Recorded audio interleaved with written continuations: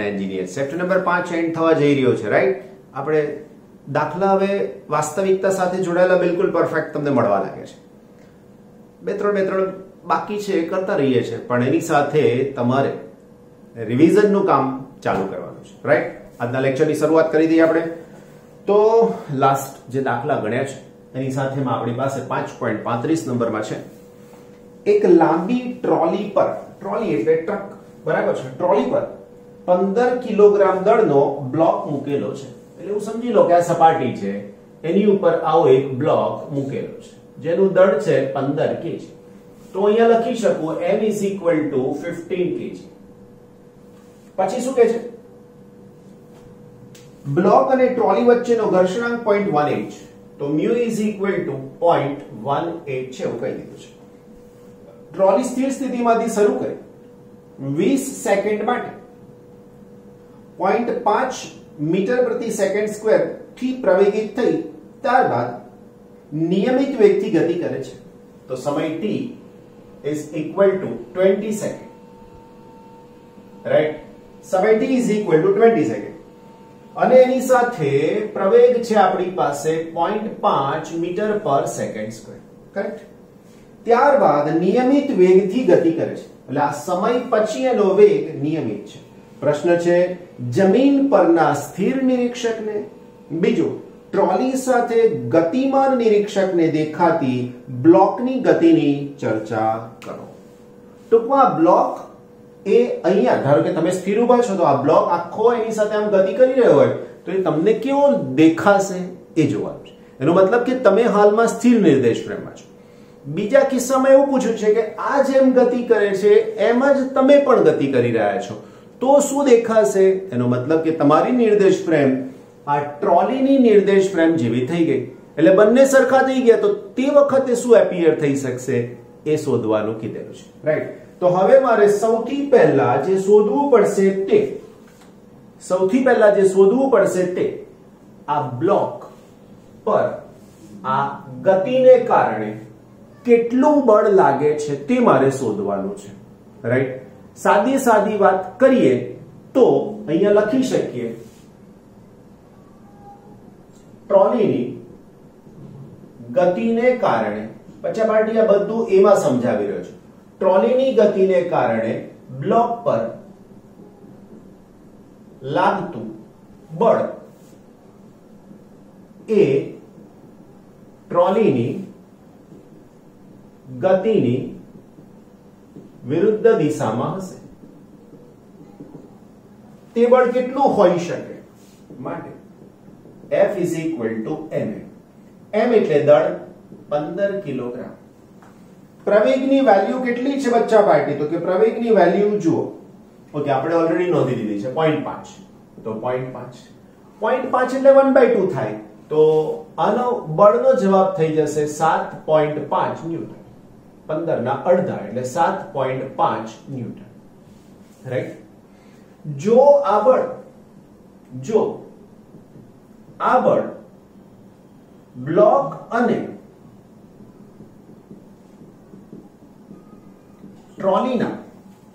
ટ્રોલીની સપાટીના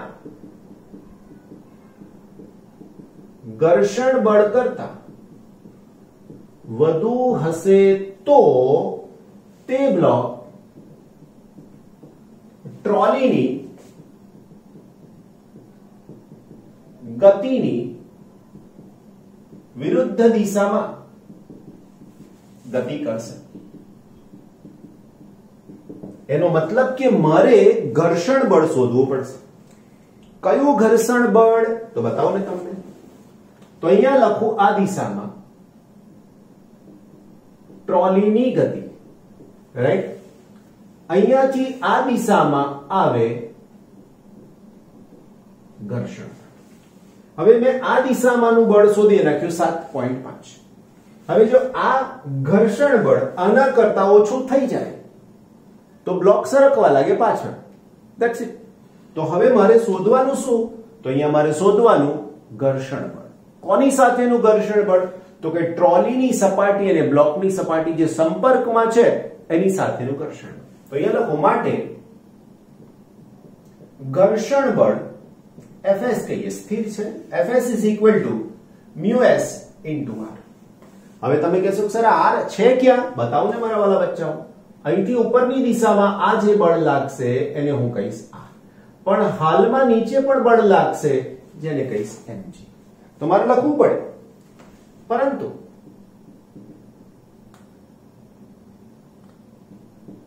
r is equal to તો mg છે, તો r is equal to mg મૂકી દઉં તો મને જવાબ મળશે Fs is equal to μs m into g. μs સ્થિત ઘર્ષણાંક છે, કેટલો છે તો કે 0.18. m એટલે દળ વચ્ચા પાર્ટી બ્લોકનું તો કે 15. g ની વેલ્યુ 9.8. ઓકે, હવે આનો તમે ગુણાકાર કરશો તો એટલીસ્ટ દેખાય એવું છે કે 7.5 કરતા તો વધારે જ આવશે, ડેફિનેટ છે, કારણ કે 9 એટલે 10 ગણો તો 1.8, 1.8 એટલે ઓલમોસ્ટ 2 એટલે 15 ની લગભગ ડબલ કિંમત જેવું થઈ જાય, લગભગ થોડીક ઓછી થાય, રાઈટ. તો આન્સર છે મારી પાસે 26.46 ન્યૂટન, રાઈટ. દેખાય છે અહીં ઘર્ષણ બળ એ ટ્રોલી વડે બ્લોક પર લાગતા બળ કરતા વધારે છે, એટલે આ બળ વધારે છે ટ્રોલીની ગતિ કરતા. એટલે ઘર્ષણ બળ જે વિરુદ્ધમાં લાગે છે, જે એની ગતિ અટકાવે છે, ધ્યાન રાખજો, જે એની ગતિ, સોરી મેં દિશા ઊંધી બતાવી હો, ઘર્ષણ બળની. ટ્રોલી આ દિશામાં જાય એટલે બ્લોક આ દિશામાં જાય અને એને જતો અટકાવે તો આ દિશામાં ઘર્ષણ બળ લાગે. ટેક કેર, ફરીથી સમજાવો. ટ્રોલીની ગતિ આ દિશામાં છે એટલે ટ્રોલીની ગતિ પ્રવેગી ગતિ છે, એટલે એની પર આભાસી બળ આ દિશામાં લાગશે અને એ આભાસી બળને રોકતું બળ આ દિશામાં લાગશે, એટલે ખરેખર ઘર્ષણ બળ આ દિશામાં લાગશે. કરેક્ટ? ફરીથી એકવાર સમજાવું, કારણ કે મેં મિસ્ટેક કરી તો મારે તમને સમજાવવું, ક્લિયર કરવું જરૂરી છે. ફરીથી એકવાર, આ ટ્રોલી આ દિશામાં ગતિ કરે છે, ગતિ કેવી છે? પ્રવેગી. યાદ કરો અજડત્વીય નિર્દેશ ફ્રેમ. અજડત્વીય નિર્દેશ ફ્રેમ થાય એટલે આ બ્લોક પર આ દિશામાં બળ લાગે. કયું બળ? આભાસી બળ. પણ આ આભાસી બળ એ આ ટ્રોલી વડે લાગતા બળ જેટલું હોય, પણ જો આની ગતિ આ બાજુ હોય, અપેક્ષિત ગતિ, એનો વિરોધ કરતું બળ ઘર્ષણ બળ જો વધારે હોય તો એ બ્લોક ગતિ કરે નહીં, રાઈટ. તો અહીંયા ટ્રોલીની ગતિ આ બાજુ, હવે હું આ બાજુ લખીશ આભાસી બળ અને આ બાજુ લખીશ ઘર્ષણ બળ. કરેક્ટ? હવે ક્લિયર થઈ ગયું? હજુ ના થાય તો મને પૂછી શકો છો, રાઈટ? ફાઇન. ઘર્ષણ બળ ટ્રોલી વડે બ્લોક પર લાગતા બળ કરતા વધારે છે, માટે બ્લોક સ્થિર રહેશે. That's it. સમજાયું ને વાલાઓ? કરેક્ટ? ફાઇન. બી પ્રશ્ન પૂછ્યો છે, એને પણ જવાબમાં લઈ લઈએ. ટ્રોલી સાથે ગતિમાન નિરીક્ષકને દેખાતી બ્લોકની ગતિની ચર્ચા કરો. બી લખીએ. જો આ માહિતી બધી આવે ને લખવી જરૂરી છે, રાઈટ. જો નિરીક્ષક પણ ગતિ કરતો હોય તો તે પણ ગતિમાન નિર્દેશ ફ્રેમમાં જ હશે, જેથી અહીંયા મારે બીજી એક વસ્તુ લખવી પડે. શું લખવી પડે ખબર? આ જવાબમાં સ્થિર રહેશે. કોને સ્થિર દેખાશે? આપણો પ્રશ્ન કોના માટેનો છે? તો પ્રશ્ન એમાં જુઓ, જમીન પરના સ્થિર નિરીક્ષકને. તો માટે અહીંયા લખવું પડે, માટે જમીન પરના સ્થિર નિરીક્ષકને બ્લોક સ્થિર દેખાશે. આ એકદમ એક્ઝેક્ટ જવાબ કહેવાય. આવો આગ્રહ રાખવાનો આપણે. ઓકે, ગતિમાન નિર્દેશ ફ્રેમમાં હશે, બરાબર છે. નિરીક્ષક પણ ગતિ કરતો હોય તો તે પણ ગતિમાન નિર્દેશ ફ્રેમમાં હશે અને પરિણામે તેમને અથવા તો તેને, નિરીક્ષકને, પરિણામે તેને બ્લોક સ્થિર સ્થિતિમાં જ દેખાશે. આવું કેમ? તો આવું તમે પણ અનુભવો છો. કે તમારી કાર જતી હોય, બાજુમાં બીજી કાર જતી હોય, બંને સાથે સાથે જતા હોય તો તમને સ્થિર દેખાય. આવો અનુભવ તમને જે ટ્રેન ગતિ કરતી હોય ને એમાં ખાસ દેખાશે. બે ટ્રેન એકદમ સાથે સાથે સાથે સાથે જાય. બોમ્બેમાં આવું બધું બહુ છે. ઘણી બધી ટ્રેન દોડે છે, લોકલ ટ્રેન્સ ત્યાંની. તો એ ટ્રેન બંને એક સાથે જતી હોય તો ખબર પડે કે ઓ યસ, બંને ટ્રેન ગતિમાં છે. આજુબાજુ જુઓ તો બંને ગતિમાં લાગે, પણ એક વ્યક્તિ સામેમાં જોશે ટ્રેનમાં, સામેવાળો વ્યક્તિ આપણને જોશે તો બંને સ્થિર લાગશે. આના માટે બોમ્બે ના જવું પડે ભાઈ, સમજી લો. ખબર પડી કે નહીં બચ્ચાઓ? બોમ્બે નહીં જવાનું, અહીંયા પણ ખબર પડે. બે મિત્રો સાયકલ લઈને જતા હોય, આપણે બંને એકબીજાને જોઈએ તો એક જ બીજાનું જોવાના. સામે જોવાનું, પાછું અથડાઈ ના જવાય. સામે જોજો, અથડાઈ ના જવાય, નહીં તો પછી પ્રયોગ રાઈટ એવું ના થાય. એટલા માટે તકેદારી પૂરતી રાખવાની. પ્રયોગ બહુ સહેલો છે, કરેક્ટ? તો આ પરિસ્થિતિમાં બંને એકબીજાને સ્થિર લાગશે. એટલે ટ્રોલીમાં જો કઈક માણસ બેઠો હોય અથવા તો બહારનો નિરીક્ષક હોય તો બંને એકબીજાને સ્થિર લાગે. ભલા મારા બચ્ચા પાર્ટી, પેજ નંબર 113 પર 5.36 નંબરનો દાખલો સેમ આના જેવો જ લાગે છે, કારણ કે આકૃતિમાં બોક્સ ટ્રક ને બધું બતાવ્યું છે. જોઈએ આકૃતિ 5.22 માં દર્શાવ્યા મુજબ એક ટ્રકની પાછળની બાજુ ખુલ્લી છે, રાઈટ? 40 કિલોગ્રામ દળનું એક બોક્સ, બરાબર? બોક્સ કીધું છે, બ્લોક નથી કીધું. તો અહીંયા લખું બોક્સ નું દળ, બોક્સ નું દળ બરાબર 40 kg, બરાબર? બીજું 5 મીટર દૂર તેના પર મૂકેલ છે, ખુલ્લા છેડાથી 5 મીટર દૂર. ખુલ્લા છેડાથી અંતર, કોનું અંતર? બોક્સનું. S લખો, D લખો, જે લખવું હોય તે લખાય. અંતર છે 5 મીટર મૂકે છે. બોક્સ અને નીચેની સપાટી વચ્ચેનો ઘર્ષણાંક 0.15 છે. તો mu is equal to 0.15 છે. એક સીધા રસ્તા પર ટ્રક સ્થિર સ્થિતિમાંથી શરૂ કરે, સ્થિર સ્થિતિમાંથી શરૂ કરે એટલે પ્રારંભિક વેગ કોનો? ટ્રકનો. ટ્રકનો પ્રારંભિક વેગ બરાબર બોક્સનો પ્રારંભિક વેગ. બંને 0 જ છે ને, કારણ કે બોક્સ ટ્રકની અંદર છે ને, એવું ધ્યાન રાખજો. ઓકે, ટ્રકનો પ્રવેગ ધ્યાન રાખજો. ટ્રકનો પ્રવેગ બરાબર a is equal to 2 metre પર સેકન્ડ સ્ક્વેર, રાઈટ? પ્રવેગ એક થાય છે. પ્રારંભિક બિંદુથી કેટલા અંતરે બોક્સ ટ્રકમાંથી પડી જશે? એટલે હવે આ ટ્રકે કાપેલું અંતર શોધવાનું છે. કઈ સ્થિતિમાં છે? તો જ્યારે બોક્સ પડી જાય ત્યારે. હું તમને અહીંયા વર્ણન કરું આકૃતિનું કે સપોઝ આપણે આખી ટ્રક તો નહીં દોરી, એની સપાટી દોરીશું. અહીંયા બ્લોક મૂકેલો છે, સોરી બોક્સ મૂકેલો છે, બ્લોક બોલાઈ જાય છે.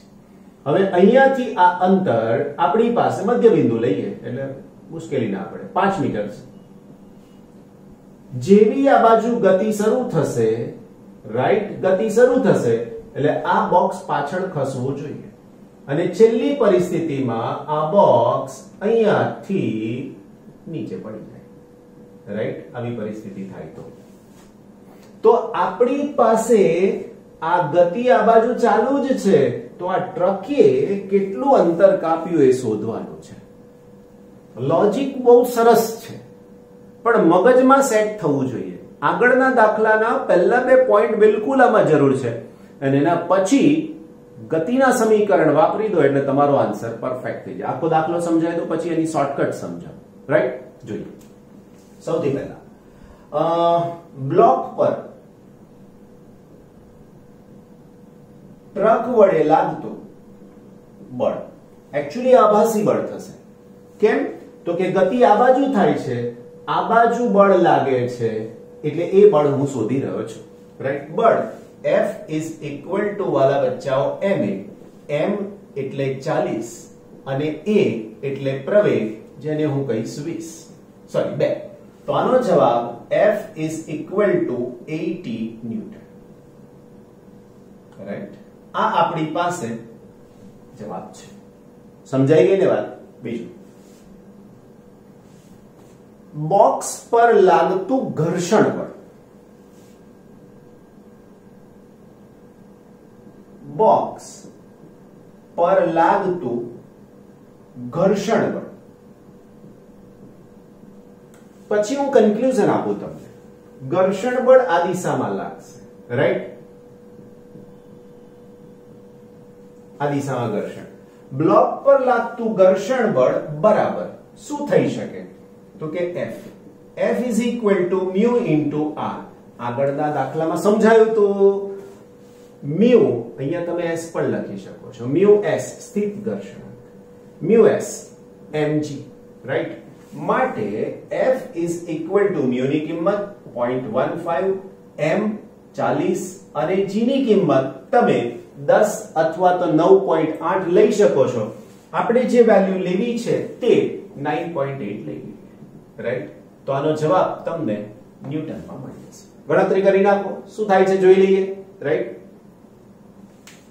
શોધો, કેલ્ક્યુલેટર લઈને શોધી નાખો. શું જવાબ આવ્યો? બોલો તો જવાબ આવશે 58.8 ન્યૂટન, 58.8 ન્યૂટન.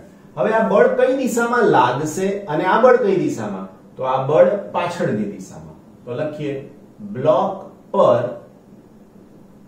પાછળની દિશામાં, રાઈટ? અહીંયા પણ બ્લોક પર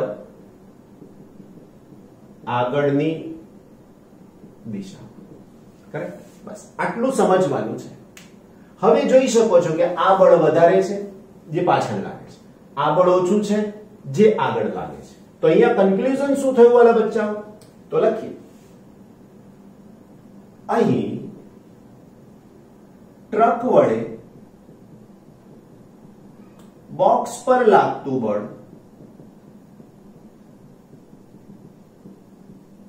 એ ઘર્ષણ બળ કરતા વધારે છે, માટે બોક્સ પડી જવાની સંભાવના છે, બરાબર? પડી જવાની સંભાવના છે, કરેક્ટ? બસ તો હવે આપણે જે આગળ વધવાનું છે તે અહીંયા લખી શકો, બોક્સ પર લાગતું પરિણામી બળ કેટલું થાય વાલા બચ્ચાઓ? તો અગેન સમીકરણ આપણું ગતિનું સમીકરણ માત્ર આટલું, summation F is equal to ma. આવું લખવાનું. હવે ધારો કે મારે ma નથી લખવું અને summation F is equal to f dash લખવું છે, તો હું શું કરીશ? તો જોઈ લો, f dash. આ બળ આગળની દિશામાં છે તો F, આ બળ આ બાજુ છે આગળની દિશામાં અને આ પાછળની દિશામાં, આ વધારે છે ને આ ઓછું છે, તો આ બળને Fs કહી દઉં, તો F minus Fs, રાઈટ? તો હવે આ બળ F કેટલું હતું વાલાઓ? તો કે 80 ન્યૂટન. ઓછા Fs કેટલું છે? તો કે 58.8. આન્સર શું થયો વાલા બચ્ચાઓ? બાદબાકીનો જવાબ શું થયો? તો કે 21.8 ન્યૂટન. આટલા બળથી આ તરફ ગતિ કરશે, કરેક્ટ? હવે એનો પ્રવેગ શોધીશ તો અહીંયા લખી શકીએ બોક્સ શબ્દ છે, બોક્સ નો પ્રવેગ બરાબર a dash is equal to f dash ના છેદમાં f is equal to ma, right? ના ખબર પડે તો ઓકે, અહીંયા પ્રવેગ લખી દીધું છે એટલે આવું લખી દઈએ છીએ. તો f dash વાલા બચ્ચા 21.8 divided by m બોક્સ નું દળ 40, રાઈટ? તો હવે આનો પ્રવેગનો ભાગાકાર તમારે કરવાનો અને એનો જવાબ પાછો લાવવાનો મીટર પર સેકન્ડ સ્ક્વેર, કરેક્ટ? હવે તમારું લોજિક અહીંથી ચેન્જ થયું. આગળના દાખલામાં આટલે સુધી હતું, હવે લોજિક બદલાયું, બરાબર ને? હવે મારે શું શોધવું છે? તો કે આટલા પ્રવેગથી અહીંયાથી આટલું અંતર કાપતા કેટલો સમય લાગે? ફરીથી એકવાર, અહીંયાથી આટલું અંતર કાપતા કેટલો સમય લાગે? મારી પાસે પ્રવેગ છે. હવે અચળ પ્રવેગી ગતિના સમીકરણો યાદ કરો. v બરાબર v0 પ્લસ at. મારી પાસે પ્રારંભિક અને અંતિમ વેગ હોવો જોઈએ તો મળે, એવું નથી અહીંયા. ક્લિયર? બીજું, v બરાબર અંતર s is equal to v0t plus 1/2 at square. તો આ સૂત્ર એક્ઝેક્ટ મેચ થઈ જાય. ત્રીજું તો થાય જ નહીં. ત્રીજું સૂત્ર અચળ પ્રવેગી ગતિનું થાય જ નહીં. કેમ ના થાય? કોમન વાલાઓ સમય નથી અંદર, એટલે મારે સમીકરણ 2 જ યુઝ કરવું પડે. તો આ લોજિક તમારું મગજ વિચારવું જોઈએ કે કયું સમીકરણ વપરાય તે, કરેક્ટ? તો અહીંયા લખી શકું અચળ પ્રવેગી ગતિના સમીકરણ પરથી વાલાઓ અંતર s is equal to v0t plus 1/2 at². ટ્રકનો પ્રારંભિક વેગ 0 છે એટલે v0 ની કિંમત હું 0 લખી દઈશ. પછી t લખો કે ના લખો કોઈ મતલબ નથી. 1/2 વાલાઓ એ શોધ્યો કે નહીં શોધી નાખો ને યાર, કામ થઈ જાય આપણું, રાઈટ, ઇન્ટુ t². શોધો ઝડપથી. લા શોધ્યું મારા વાલા બચ્ચાઓ કે નહીં? જો ગણતરી કરશો તો આનો જવાબ આવશે 0.53. તો અહીંયા પણ 0.53 એક્ઝેક્ટલી. આ s મારી પાસે અંતર છે જો 5 મીટર. તો આના ઉપરથી આ s ની જગ્યાએ હું લખું છું 5. આ s છે, right. 5 is equal to 1/2.53 into t². આ બે અહીંયા જશે એટલે 10 થઈ જશે. તો અહીંયા થશે 10 બરાબર 0.53 into t². તો આના ઉપરથી t² is equal to 10 ના છેદમાં 0.53 જે આન્સર આવશે તે. માટે t is equal to આ જે જવાબ આવ્યો એનું વર્ગમૂળ. અને છેલ્લે માટે t is equal to answer શું થઈ શકશે? તો 4.34 સેકન્ડ. તમને ખબર છે કે આવા જવાબ તમને જ કાઢવા માટે આપું છું, પણ મારે એટલા માટે લખવા પડે કે અહીંયા મારી પાસે ગણતરી કરેલી છે. બીજું આગળ ઉપયોગ કરવાનો છે એટલે મારે તો છૂટકો જ નથી, નહીં તો દરેક જગ્યાએ બ્લેન્ક કરે પછી મજા ના આવે, રાઈટ. છેલ્લી વાતમાં શું શોધવાનું છે? તો છેલ્લી વાતમાં આ ટ્રકે આટલા સમયમાં કેટલું અંતર કાપ્યું તે. બરાબર છે. તો અહીંયા લખું હવે ટ્રક વડે t is equal to 4.34 second માં કપાયેલ અંતર. સૂત્ર લખીશ આનું આ જ same to same s is equal to v0t. મારે અહીંયા ડેશ લખવો પડશે. કેમ? તો કે આ પ્રવેગ લેવાનો હતો માટે. is equal to s is equal to v0t plus 1/2 at². Right. હવે ફરીથી પાછો ટ્રકનો પ્રારંભિક વેગ 0 છે એટલે લખીશ 0 પ્લસ 1/2. વાલા બચ્ચા ટ્રક વડે કપાયેલું અંતર છે, કન્ફ્યુઝ થયા વગર ટ્રકનો પ્રવેગ લખીશું જે 2 છે. જો તમે ભૂલથી આ a' લખી દીધો તો તમારો જવાબ ખોટો થઈ જશે. જવાબ પાછા તેના ત્યાં ઉભા રહી જશો 5. રાઈટ. ઓકે મારા વાલા બચ્ચા t is equal to અહીંયા 2, રાઈટ, 2 અને એની સાથે t તો અહીંયા આવશે 4.34². માટે s is equal to આ 2 અને 2 તો કેન્સલ. તો અહીંયા રહ્યું 4.34 નો સ્ક્વેર જે ઓલરેડી અહીંયા હતો એ જ તમારો આન્સર થઈ ગયો, રાઈટ. તો s is equal to આટલા મીટર. That's it. એકદમ વાત સમજાઈ ગઈ કે નહીં? ફાઇન ને? બહુ જ સરસ. ઓકે પ્યારા બચ્ચા, નેક્સ્ટ ક્વેશ્ચન 5.37. 5.37 રાઈટ. જોઈએ શું કહેવા માંગે છે. 5.37 કરેક્ટ. જો 15 સેન્ટીમીટર ત્રિજ્યાની, ઓકે ડાયરેક્ટ લખવા જ માંડવાનું, r is equal to 15 centimetre ત્રિજ્યાની તકતી 33.1/3 એટલે 33.1/3 રેવોલ્યુશન પર મિનિટ પરિભ્રમણ પ્રતિ મિનિટની ઝડપથી ભ્રમણ કરે છે. પરિભ્રમણ પ્રતિ મિનિટ એ ઓમેગા કહેવાય, કોણીય ઝડપ કહેવાય, અને એની કિંમત આપણને આપી છે 33 1/3. 33 1/3. દાખલામાં આવી બધી કિંમતનું સાદુરૂપ આપણે આપણી જાતે જ આપી દેવાનું, કરેક્ટ. બીજું પછી કન્વર્ટ કરીએ છીએ આનો એકમ પરિભ્રમણ પ્રતિ મિનિટ. પછી કન્વર્ઝન કરી આપું તમને. ઓકે. રેકોર્ડ એટલે કે તકતી ના કેન્દ્રથી 2 સિક્કાઓ 4 સેન્ટીમીટર અને 14 સેન્ટીમીટર દૂર મૂકેલા છે. જો સિક્કા અને રેકોર્ડ વચ્ચેનો ઘર્ષણાંક, રેકોર્ડ એટલે તકતી, μ is equal to 0.15 હોય તો કયો સિક્કો રેકોર્ડ સાથે ભ્રમણ ચાલુ રાખશે અને કયો સિક્કો રેકોર્ડ થી દૂર જતો રહેશે? રેકોર્ડ એટલે ગ્રામોફોન, તમે જોયું છે પેલું આમ ફરતું હોય, એની ઉપર એક આમ મૂકેલું હોય, સ્પીકર માંથી અવાજ બહાર આવે, જૂના જમાનાનો, એના જેવા રેકોર્ડની વાત કરી રહ્યા છે. આપણે એને આપણી ભાષામાં કંઈક સમજાવવાનો પ્રયત્ન કરીએ. ટૂંકમાં આવી કોઈક તકતી છે ના કેન્દ્રમાંથી પસાર થતી અક્ષને અનુલક્ષીને એ પોતે ભ્રમણ કરે છે. આની ત્રિજ્યા આપેલી છે 15 સેન્ટીમીટર. એક સિક્કો પહેલો R1 is equal to 4 centimetre અને બીજો R2 is equal to 14 centimetre, 14 centimetre પર મૂક્યો છે. તો આ જે પહેલો મૂકેલો સિક્કો છે 4 ને બીજો મૂકેલો સિક્કો છે 14.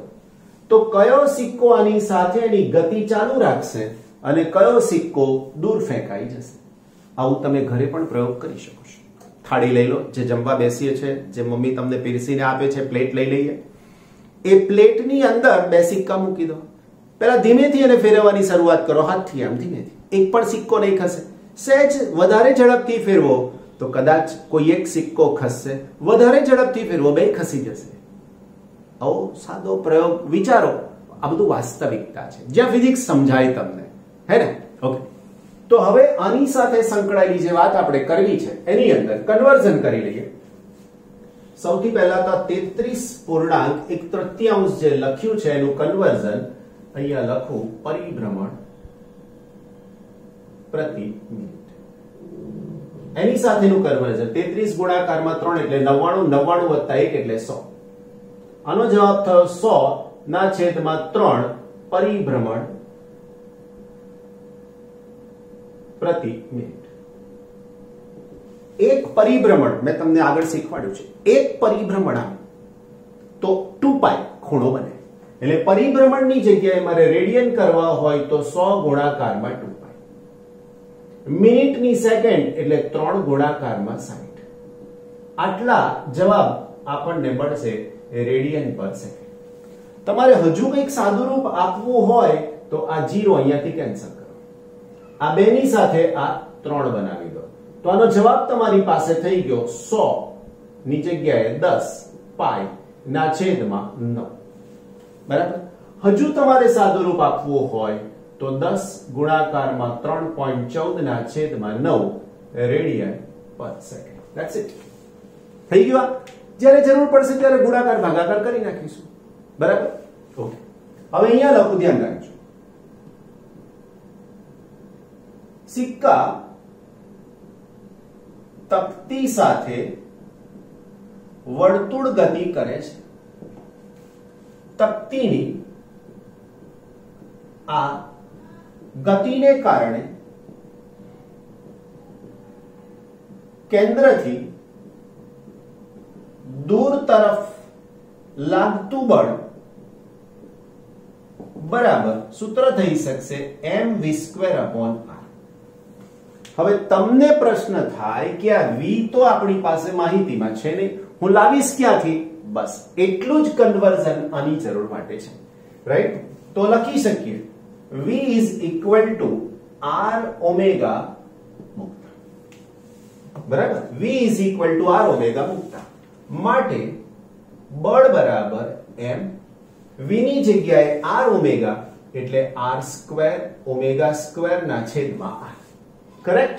તો અહીંયાથી r કેન્સલ. તો વાલા બચ્ચા સૂત્ર થઈ ગયું m r omega square. Correct? Okay, હવે અહીંયા લખું છું, ધ્યાન રાખજો. તો અહીંયા લખીએ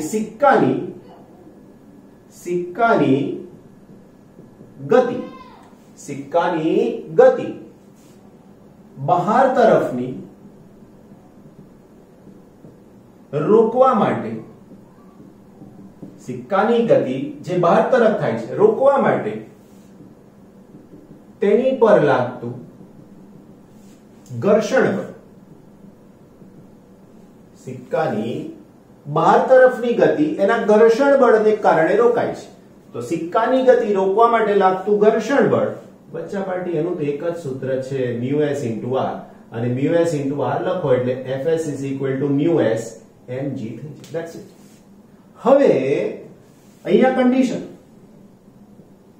સિક્કો બહાર તરફ ન ફેંકાય તે માટે કઈ શરતનું પાલન થવું જોઈએ? તો તે માટે Fs અથવા ડાયરેક્ટ સૂત્ર લખો કે μs mg is greater than mv square upon m r omega square થવું જોઈએ. હવે આ બે બળ કઈ બાજુ લાગે છે હું તમને બતાવી દઉં. અહીંયાથી આ તરફનું બળ m r omega square અને અહીંથી આ તરફનું બળ જેને કહી શકાય μs mg. કરેક્ટ? જો m ને m તો નીકળી જશે, અહીંયા ઇક્વલ ટુ પણ લખાય. ઇક્વલ ટુ કરીએ એટ ધ વર્જ, અણી ઉપર ખસવાની એક્ઝેક્ટ અણી ઉપર. તો માટે હવે સૂત્ર થઈ ગયું μs g is greater than or equal to r omega square. સમીકરણ number 1. μs g is equal to μs ઘર્ષણાંક છે વાલા બચ્ચાઓ 0.15, રાઈટ, ઇન્ટુ g ની કિંમત. ઓકે, g એટલે 9.8 વાલા બચ્ચાઓ, ગુણાકાર કરીએ તો જવાબ શું મળી શકશે? તો રાઉન્ડ અબાઉટ આનો જવાબ થઈ શકશે 1.47 ન્યૂટન. ન્યૂટન તો નહીં કહીએ, કશું એકમ નહીં લખીએ હમણાં, μs * g, કારણ કે m કાઢી નાખ્યું છે એટલે હું એકમ ના લખી શકું. તો અહીંયા સમીકરણ નંબર 2 આપી દો, રાઈટ. નંબર 2 આપ્યા પછી 4 સેન્ટીમીટર અંતરે રહેલા સિક્કા માટે, right, r1 omega square is equal to 4 into omega square 10 square 3.14 square divide by 9 square, right. આનો આન્સર શોધી નાખજો, બરાબર. આનો આન્સર શોધી નાખજો, શું થાય છે પછી મને કહેજો, રાઈટ. હવે આ આન્સર આની સાથે તમારે મેચ કરવાનો રહેશે. That's it. વાલા બચ્ચાઓ, ગણતરી કરી તમે, શું જવાબ આવે છે? તો અહીંયા g ની કિંમત 9.8 છે. એટલે તમારે આ ત્રિજ્યાને સેન્ટીમીટર માંથી મીટરમાં કન્વર્ટ કરવી પડે 0.04. એવું આનું મૂલ્ય 0.14 મીટર, રાઈટ. તો અહીંયા 0.0. હવે તમે કન્વર્ટ કરી જુઓ કે આનો આન્સર શું આવે છે તે, રાઈટ. લગભગ એનો જવાબ મળશે 0.488, રાઈટ. હવે આ કરતા આ જવાબ ઓછો છે, રાઈટ. બીજું, μs ને તો એકમ નથી, તો g નો એકમ થઈ શકશે, ડાયરેક્ટ લખી શકશો તમે અહીંયા મીટર પર સેકન્ડ સ્ક્વેર. હમણાં કીધું તો એકમની જરૂર નથી, પણ લખી શકાય એવું છે એકમ. તો અહીંયા પણ મીટર પર સેકન્ડ સ્ક્વેર લખી શકાશે, રાઈટ. r નો એકમ મીટર અને આની સાથે સેકન્ડ સ્ક્વેર લખી શકાય. અહીં μs into g is greater than r1 into omega square થાય છે. માટે r1 is equal to 4 centimetre પાસેનો સિક્કો તકતી સાથે વર્તુળ ગતિ ચાલુ રાખશે. ક્લિયર? Very good. હવે જે બીજું અંતર છે એની હું વાત કરીશ, તો બીજા માટે 4 ની જગ્યાએ છે 14 સેન્ટીમીટર. 14 સેન્ટીમીટર 0.14 મીટર અંતરે રહેલા સિક્કા માટે r2 omega square is equal to, બસ આટલું જ બદલાશે. તો 0.14, right, 0.14 into 10 square into 3.14 square divided by 9 square. ગણતરી કરી જુઓ, એનો આન્સર લગભગ તમને મળશે 1.707 મીટર પર સેકન્ડ સ્ક્વેર. કરેક્ટ? તો હવે આને પરિણામ નંબર 2 આપ્યું, આને 3 આપ્યું, રાઈટ. 2 તો આપેલું છે, પાછું 3 અને આને 4. તો શું કહેવાય આના માટે? જો 1.4 ને 1.7, તો શું લખી શકાય આની જેમ? અહીં mu s into g is less than r2 omega square. જોયું છે તમે 1.47 અને આના માટે, એટલે કે 1.47 is less than 1.707 થાય. માટે R2 is equal to 14 centimetre અંતરે રહેલો સિક્કો શું થશે? વર્તુળ ગતિ સાથે બહાર નીકળી જશે. અંતરે રહેલો સિક્કો તકતીની વર્તુળ ગતિ દરમિયાન